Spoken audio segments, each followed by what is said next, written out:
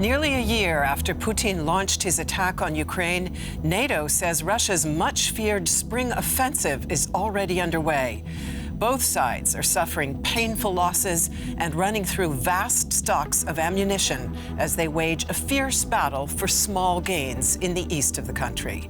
In strategically important Bachmut, for example, months of unrelenting assault by the private mercenary group Wagner have taken a bloody toll on both sides and destroyed the city.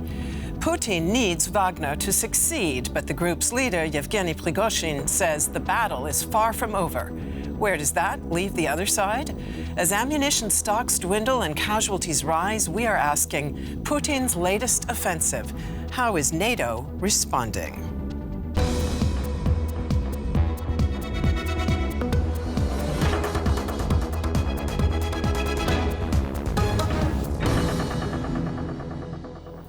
Hello and welcome to the Point. It is a pleasure to greet our guests. Laura von Daniels is head of the research division, the Americas, at the German think tank WSWP. And it's a great pleasure to welcome my colleague Vladimir Esipov. He is originally from St. Petersburg and works on DW's Russian desk. And we're very pleased to have with us Natalia Grumenyuk. She is a freelance conflict reporter from Ukraine who heads the independent broadcaster Hromadske TV and founded the Public Interest Journalism Lab. She joins us from Kiev by Skype. Vladimir, with the first anniversary of the Russian invasion looming, Vladimir Putin would like to have some successes to show. Will in fact, Russian forces gratify that wish? He desperately needs to deliver some kind of victory to the Russian public next week, because he will be talking to the Russian parliament next week with the annual speech to the nation. So everyone expecting a kind of Russian offensive in eastern Ukraine, but there is signs of trying to start such offensive in recent weeks and recent days, but there is no major success on this. Can you say a little bit more about that? Because the battle, particularly for Vuhledar on the Eastern Front in Donetsk, is seen as an opening move in this much-dreaded spring offensive by Russia. There are varying reports about the scale of Russian losses and also about Russia's capacity to keep sending new forces. What do you know about that? Indeed, I know not much. I know everything from open sources. As much of the Western public knows, the Russian losses was indeed huge. There are numbers circulating of 1,000 Russian troops died in only 2 days in the area of Vuhledar. There are pictures from drones of dozens of Russian tanks destroyed by Ukrainian fire. So it was a badly managed Russian try to start an offensive in the area of Vuhledar. Natalia, can Ukraine's forces stand up to a Russian army with what appears to be a steady supply of new recruits, albeit largely untrained ones? So you mentioned Bakhmut. The operation by the Russians to overtake Bakhmut started in March last year. So it's lasting almost 11 months and there was no major success. Of course, it's close, but even using this Wagner group is notorious, but probably considered to be one of the most capable in December. Still, there is no major success. And also, if you speak about the Russian military, victories, sometimes, especially within this last months, when we expected very tough winter, yes, there are casualties among the Ukrainian soldiers. Yes, I hear and I know about many, so it's really dreadful and tragic. But at the same time, Russians sometimes report about overtaking the village, which technically has three residents, So you're now mentioning a number of the towns. Yes, they're important. There are people there. They left. The towns are destroyed. But really, they are really minor towns nobody would ever heard. So this really shows that for Russia, even like taking a smaller town at this stage isn't really an easy way. So Ukrainians, of course, are preparing for a larger offense in the Donbas and from the Russian border in Kharkiv region, most probably. But still, there are no real concerns about overtaking any territory which was invaded by Russia, a year ago. Laura, meanwhile, Ukraine's Western allies, including the U.S. Defense Secretary, are raising a lot of concern about whether they can supply enough ammunition in future. Apparently, there's even been talk of artillery units of Ukraine needing to ration. Well, so I think that is what the NATO defense ministers have been discussing now, is how to solve that logistical problem, I think, as the General Secretary of NATO said. And that will be key, because we can not only count on the level of ambition on the Ukrainian side and the determinedness of Ukrainian soldiers, but they will also need additional military support and ammunition. That's obvious. Natalia, some U.S. military experts are saying that it is unrealistic to try to hold Bachmut. You mentioned that very long and very bloody battle that has been going on. In fact, it is the bloodiest of all the battles so far in this war. So some U.S. military experts are saying perhaps Ukraine needs to concentrate on its own counteroffensive and stop seeking to defend. Are you seeing any signs that Ukrainian leaders are taking that advice and preparing to give up on the city? So, from what we understand, of course, we do not know that much about, the details of the military operations. The whole battle is a very complex process of taking tough decisions by the Ukrainian army. Sometimes they might lose a village, might lose a smaller town, but I know that there is always a conscious decision to leave when it's necessary. We have examples of Severodonetsk and Lysychansk, the major towns, which were actually lost in the course of this war. And that happened the last time, more or less, in May and June of the last year. So that might be possible, but it's always then explained by the planned retreat if it's necessary. The point of Bachmut, what we understand, it's pretty strategic. So, of course, if to open this place, there might be further attacks because for further cities, because what we really understand, it's not about the just negotiation of the will. It's really very practical and tactical. The further Russians are, the less they are shelling the Ukrainian mainland, the Ukrainian towns. So the Ukrainians ought to keep the Russians as far as possible. The head of the Russian mercenary group Wagner has compared the battle for Bachmut to a meat grinder and clearly thinks that his forces are better prepared to withstand the grinding than their Ukrainian opponents or even regular Russian troops. Yet Wagner forces, too, have taken massive casualties. A battlefield in Donetsk, corpses as far as the eye can see. They are soldiers from the Wagner Group, a paramilitary organization. Many of the fighters are murderers and criminals recruited from Russian prisons and sent to war by Yevgeny Prigozhin, founder of Wagner and Putin confidant. He promised the convicts freedom if they survived 6 months at the front, apparently with Moscow's blessing. The soldiers have years of experience fighting. It is probably the most experienced army in the world at the moment, and they perform their duties independently. Up to 50,000 Wagner mercenaries are said to be fighting in Ukraine. They are considered extremely ruthless and operate in secret. The group is particularly active around the frontline city of Bachmut. There, Prigozhin had allegedly recently achieved decisive combat successes and publicly praised his private army for it. However, he claims that he has no political ambitions. But Putin does not seem to trust him. The Russian military command is now said to be taking the lead in frontline fighting, relying on its own soldiers. Is a power struggle looming in the Kremlin? Put that question straight away to you, Vladimir. What do you think? Short answer, no. There is no power struggle in Kremlin, or no power struggle in Kremlin yet. But there's growing signs among the Russian elites that some parts of Russian elites are not happy with the Russian Ministry of Defense, with the Russian army. And Yevgeny Prigozhin trying to use the war in the Ukraine in the very same way as Vladimir Putin used the war in Chechnya 1999-2000.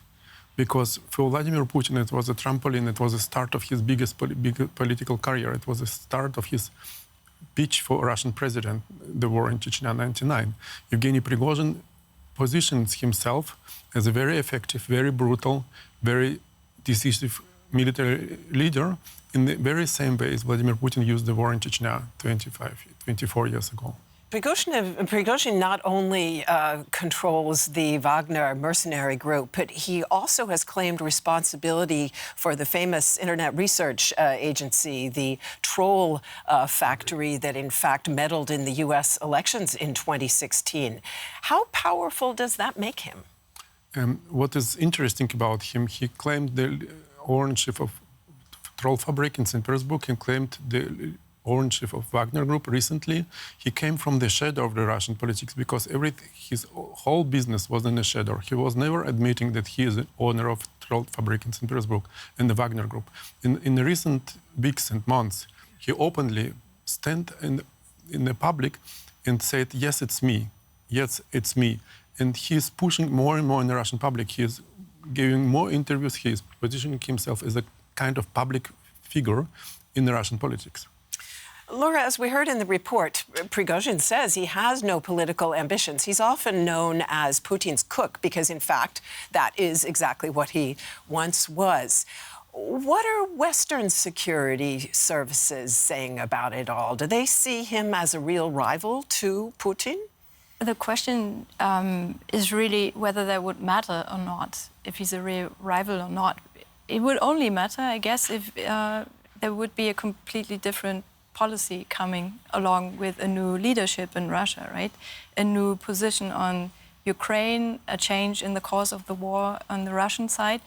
And I don't think anyone can expect that from him. So therefore, I think it's probably reasonable to think about how to support Ukraine rather than trying to read the different lines in the infighting on the Russian side, in the Russian powerhouse or elite. Yeah. The U.S. has put Wagner on the terrorism list. It considers Prigozhin a war criminal. Do you think that makes any difference?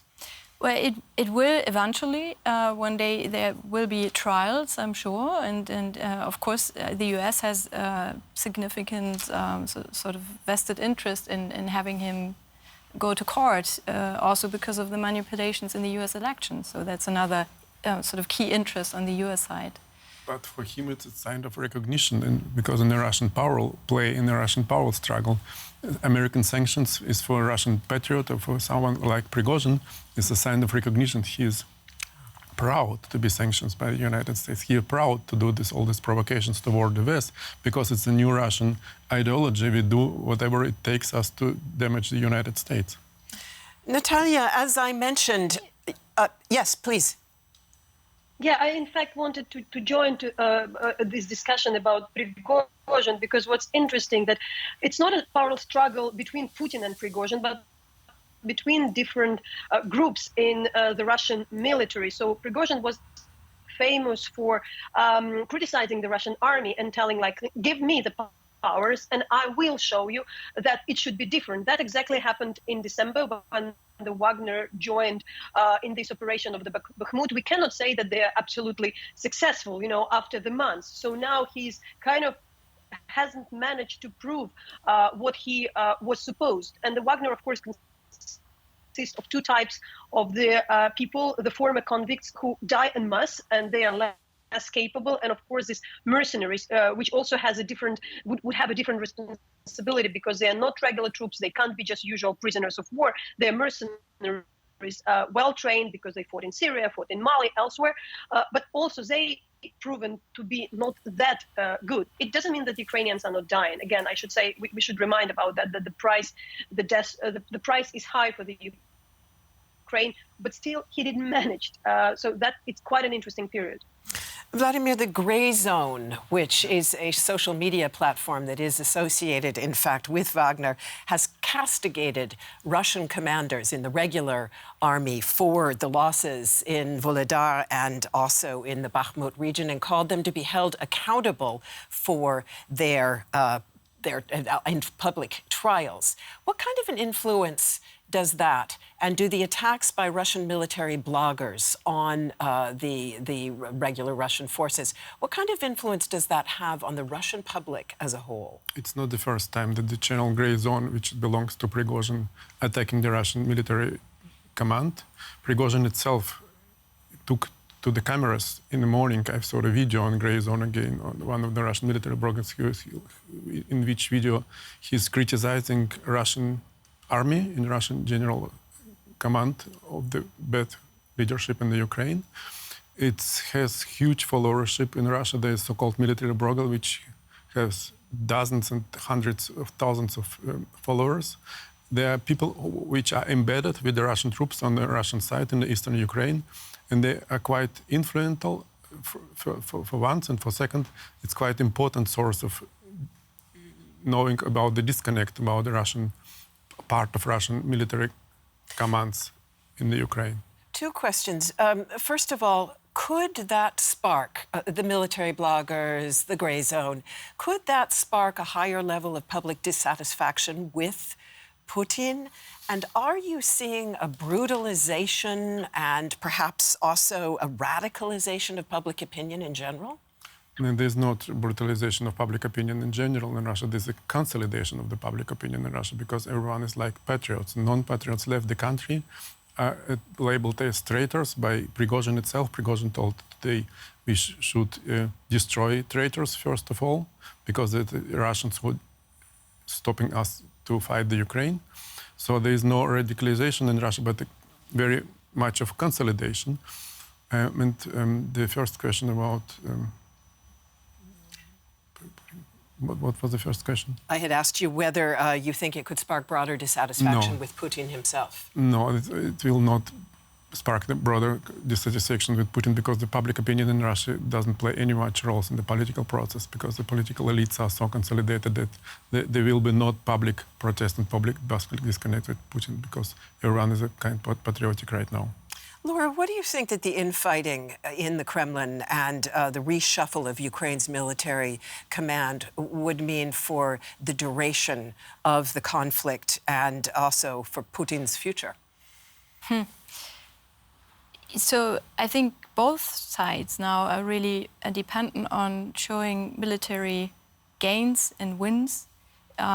Everyone is sort of focused on the spring because we're expecting offensives on the Russian side, and also I think there's great hopes and expectations in the US that Ukrainians will be able to gain territory and will be able to, if eventually it gets to negotiations, be in a different bargaining position than before.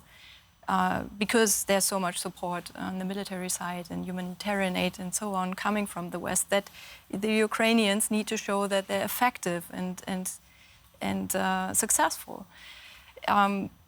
So imagining Putin not making any gains obviously leads to reduce his power position, I think. It would be the same even in an authoritarian regime as it is in a democracy for Zelensky. I think it counts on both sides. He needs a kind of victory. He needs to deliver something to the Russian public very soon. Let's dig deeper on that question with regard to weapons. As Russia and Ukraine battle for every meter of land, NATO's head has said that the conflict has become a race of logistics. No sooner did a transatlantic coalition assent to Kiev's long-standing plea for battle tanks than Kiev presented its next request. Will ammunition and materiel arrive in time? And what more does Ukraine need? Tanks, missiles and jets. Ukraine needs more weapons to defend itself against Russian attacks, and it needs them as soon as possible. The front lines are lacking essentials. Everybody's now asking for more ammunition. Insufficient ammunition supplies, long delivery times of weapons, and training of Ukrainian soldiers. While Russia's new offensive has long since gotten underway, NATO states are coming under increasing pressure. So yes, we have a challenge, yes, we have a problem, but problems are there to be solved, and we are addressing that problem, and we have strategies to solve it both in the short and also longer term to mobilize the defense industry. In other words, NATO states must continue to provide arms to ensure Ukraine continues to be supplied with weapons. In addition, Stoltenberg is no longer ruling out the delivery of fighter jets to Ukraine. NATO is joining forces. Is it enough to put Putin on the defensive?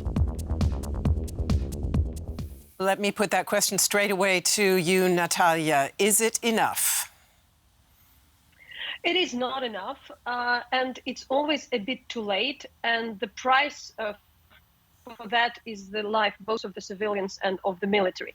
But to bring this discussion to the point, it's really not. It's of course about the weapon, but for me, coming from the background of a journalist who was reporting human rights, I should really say now, following this call for the weapon delivery, I can clearly explain that neither Kherson and Kherson region couldn't be liberated without this weapon, nor Kharkiv region, which is a huge part. And the life is returning back to these towns. We were there. We know about, people en masse attacked, repressed, killed, tortured. So, and now after some months, as the life it's not perfect, but it's getting to be normal. So it's doable. Also, what I've also observed myself, for me, it was very interesting to admit that when we saw the results of the attacks of the HIMARS, particular artillery, it's very precise. And when you go to the liberated towns where Ukrainians use more sophisticated weapons, there is less damage, less people hurt compared to the old-fashioned ammunition the Russians are fighting with. So really, the delivery of the weapon, more sophisticated weapon, first makes the life of many, many people, now we're speaking about the thousands, hundreds of thousands of people, safer. The further Russians go, the more they are pushed, the less they can attack into the Ukrainian towns, which is also saving lives. So it's not just this competition, it has, even if it's lasting for some months, any type of weapon really practically saves another town, another platoon, another group of people. So, Natalia, in a word, what is the single thing that Ukraine most needs now? The Munich Security Conference is getting underway. There will surely be a lot of behind-the-scenes discussion there. What would be the single most important factor here? In this, I can just refer to the Ukrainian leadership because they know better. What I know, it's of course these tanks for the future counter-offense, which is believed to be possible, and as well, still air defense and jets remains critical. Thank you. Laura, the battle tank coalition that German Chancellor Olaf Scholz worked so hard to hammer out actually now appears not to be ready to deliver the promised number of battle tanks anytime soon. Ironically, Berlin is actually out in front in this case, which is unusual. Our report concluded that NATO is joining forces, but how well is it doing so? And where do you think NATO goes next? Well, it needs to deliver what it promised, and then we can tell how well things proceeded. It needs to get to quick solutions now, that's obvious. And where it's going next, I don't know. I think combat aircraft? The NATO Secretary General didn't exclude it, and their fighter pilots being trained in the UK. I think that gives you some kind of an indication. Vladimir, NATO's Secretary General, as we heard in the report, is doing his best to sound optimistic. But he also said recently he doesn't see Putin ending this war anytime soon. Me neither, because Russia is all in this war. There is nothing to lose for Putin. There is no way back for the Russian power elite. So they need to succeed somehow in the Ukraine. They're signaling the regions that they are ready to negotiate on many channels. But in the current situation, there is no way back for Russia. So Putin will not go to compromise on something in the Ukraine in the next future, I'm afraid. Before we close, let me very briefly pick up on comments that we have received from our YouTube viewers following our last program on Ukraine. Many of them were highly, highly skeptical of the prospect that negotiating with Putin would either be feasible or could end the war. How do you see it? Very briefly, Natalia, are they right? We have no any sign of Russia ready to negotiate. Even it's neither from the rhetorics nor from the actions. Laura? I agree. Although there's a discussion in Germany and many intellectuals asking for negotiations, I don't see it being the right time now. Vladimir? I'm afraid no. No. What's your sense of how long Putin can hold out with this war? I'm afraid quite long. I'm afraid. Thank you very much to all of you for being with us for this program, and thanks to all of our viewers. If you're watching us on YouTube, do send us your comments, please. We'd like very much to hear from you.